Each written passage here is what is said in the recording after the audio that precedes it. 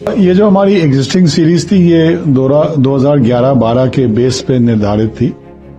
जो अंतर्राष्ट्रीय का नॉर्म है प्राय 5-7 साल में हो जाना चाहिए, बट बीच में कोविड के कारण हमने नए फाइनेंशियल प्रणाली में चेंज किया, जीएसटी आया, इसलिए इसका थोड़ा विलंब हो गया था।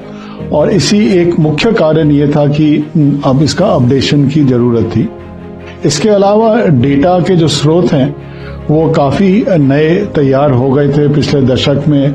जो डिजिटल पेनिट्रेशन का इम्पैक्ट हुआ है उसके कारण, और स्ट्रक्चर ऑफ द इकोनॉमी में भी बदलाव आते हैं, तो इन सभी कारणों की वजह से ये अनिवार्य था कि हम अब बेस ईयर को रिवाइज करें, और इसलिए 22-23 के बेस ईयर को हमने चुना है।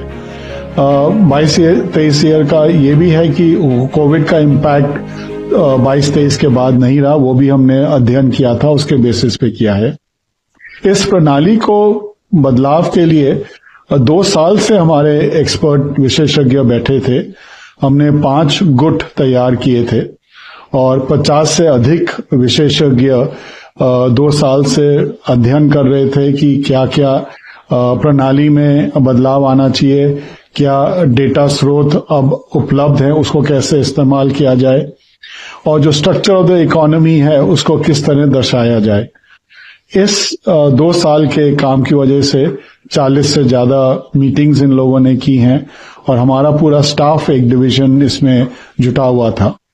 और तभी इस स्तर पे हम पहुंचे हैं कि जो अब डेटा निकल रहा है वो और सटीक है और एक्यूरेट है, और हमें हम निश्चिंत हैं कि इस आधार पे जो भी निर्णय लिए जाएंगे, जो भी नियम तैयारी किए जाएंगे, वो और सटीक और मजबूत होंगे।